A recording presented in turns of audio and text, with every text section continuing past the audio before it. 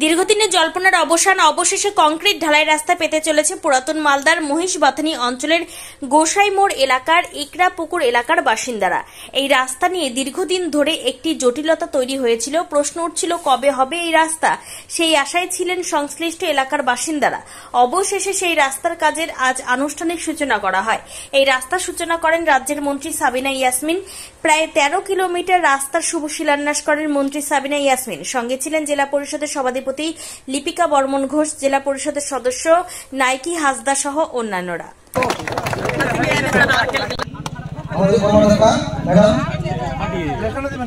দক্ষিণা পড়ে না, দক্ষিণা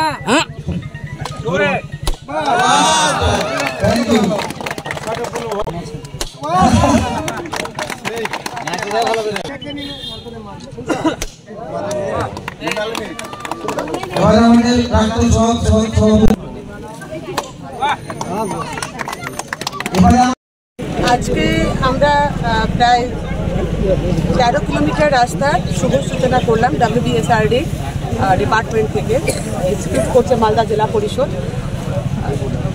প্রথমেই ধন্যবাদ জানাই বাংলার মুখ্যমন্ত্রী শ্রীমতী মমতা ব্যানার্জিকে। আজকে প্রায় 12 কোটি টাকা ব্যয়ে এই রাস্তার শুভ সূচনা হলো, যেটা আমাদের কাছে খুবই একটা খুশির খবর। এই রাস্তা হয়ে গেলে মানুষের খুব যোগাযোগ মাধ্যম যেমন স্ট্রং হবে, ঠিক তেমনি মানুষের অর্থনৈতিক অবস্থারও অনেক পরিবর্তন ঘটবে।